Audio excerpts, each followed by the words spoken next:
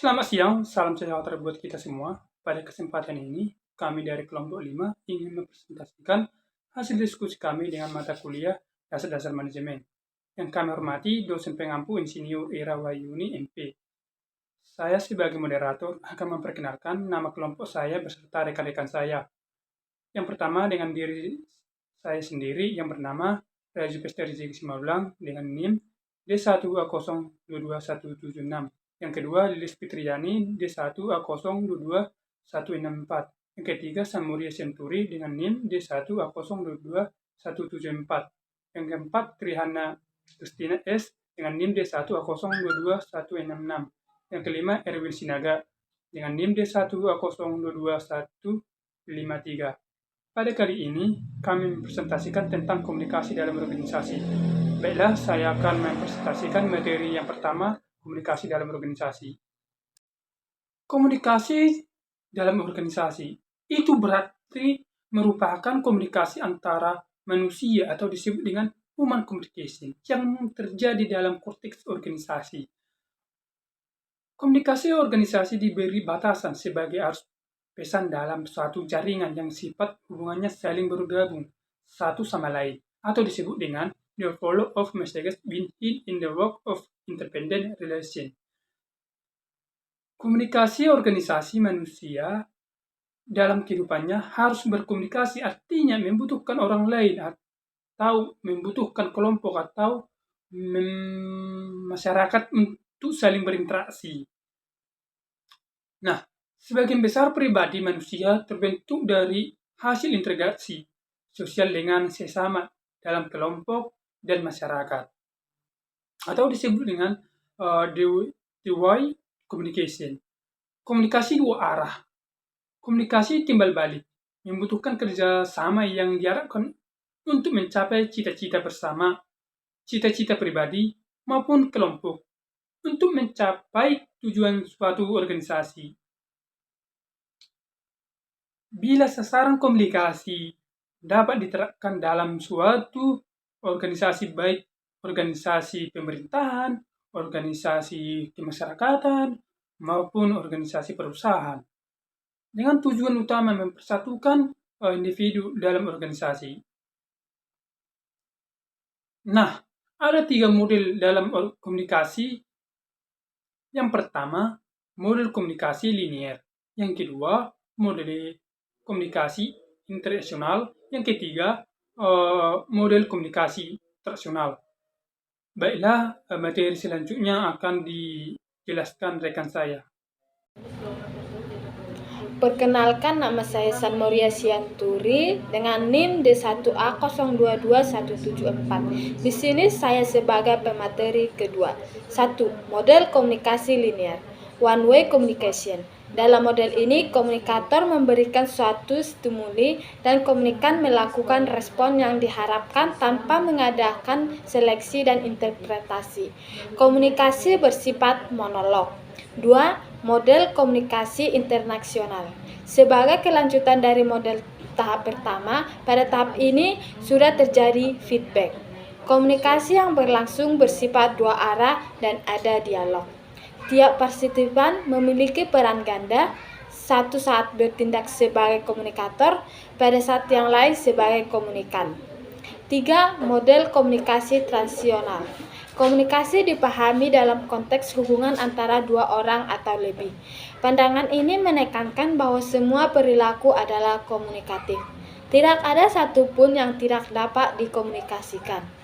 Fungsi komunikasi dalam organisasi, yang pertama downward communication, yang kedua upward communication, yang ketiga horizontal communication. 1. Downward communication.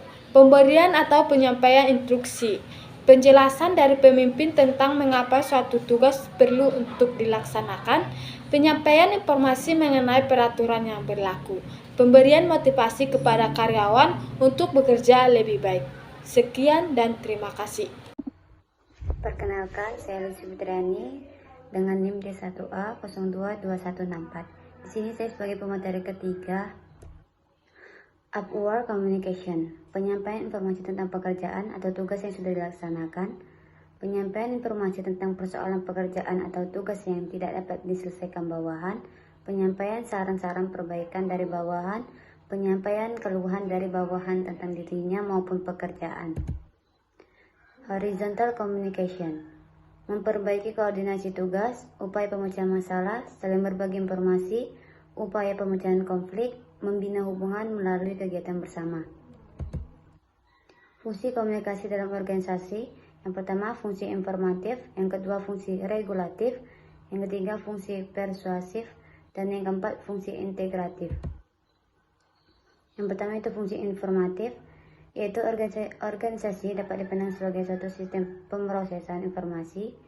Seluruh anggota dalam organisasi berharap akan dapat informasi yang lebih banyak, lebih baik, dan tepat waktu. Informasi yang didapat memungkinkan setiap anggota organisasi dapat melaksanakan pekerjaannya secara lebih pasti.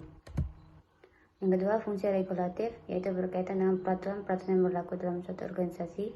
Atasan atau orang-orang dalam jajaran struktural memiliki kewenangan untuk mengendalikan semua informasi yang disampaikan. Sekian, terima kasih. Baiklah, perkenalkan nama saya Triana Kristina dengan NIM D1A02166. Di sini saya sebagai pemateri keempat, yaitu yang ketiga ada fungsi persuasif, di mana dalam mengatur suatu organisasi, kekuasaan dan kewenangan tidak akan selalu membawa hasil sesuai dengan yang diharapkan. Selanjutnya, banyak pimpinan lebih suka untuk mempersuasi bawahannya daripada memberi perintah.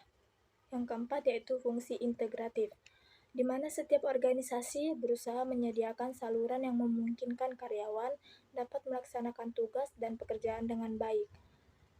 Pelaksanaan komunikasi ini dapat menumbuhkan keinginan untuk berpartisipasi yang lebih besar dalam diri karyawan terhadap organisasinya. Selanjutnya yaitu ada gaya komunikasi, di mana gaya komunikasi atau communication style didefinisikan sebagai seperangkat perilaku antar pribadi yang terspesialisasi yang digunakan dalam suatu situasi tertentu.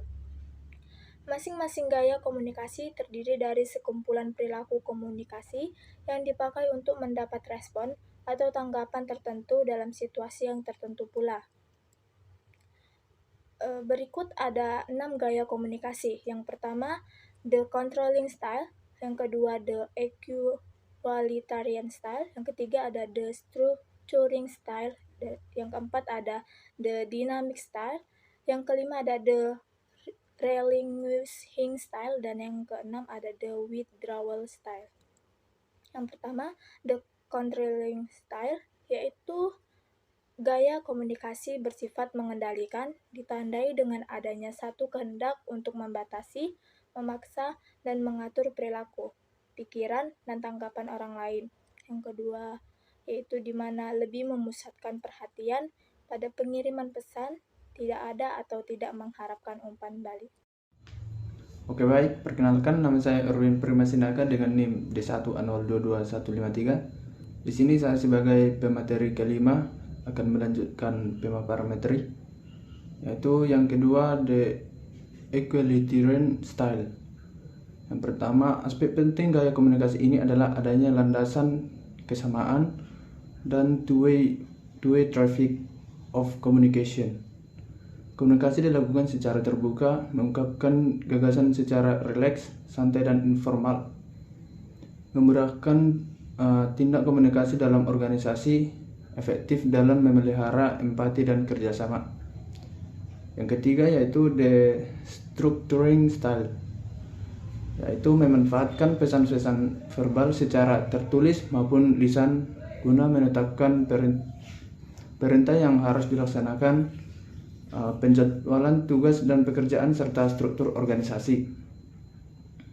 Yang keempat yaitu the dynamic style, yaitu gaya komunikasi dinamis memiliki kecenderungan agresif karena pengirim pesan memahami bahwa lingkungan pekerjaannya berorientasi pada tindakan atau action oriented. Yang kelima yaitu the relinquishing style, yaitu gaya komunikasi ini lebih mencerminkan kesediaan untuk menerima saran, pendapat atau gagasan orang lain daripada keinginan untuk memberi perintah. Yang keenam yaitu the withdrawal style.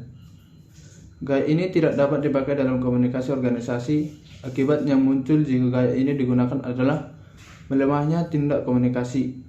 Dalam deskripsi konkret adalah saat seseorang mengatakan saya tidak ingin dilibatkan dalam persoalan ini. Pernyataan ini bermakna bahwa seseorang mencoba melepas diri dari tanggung jawab, tapi juga mengindikasikan suatu keinginan untuk menghindari berkomunikasi dengan orang lain. Sekian hasil presentasi dari kami. Jika ada kesalahan kata dan kalimat, mohon dimaklumi dan dimaafkan. Sekian dan terima kasih.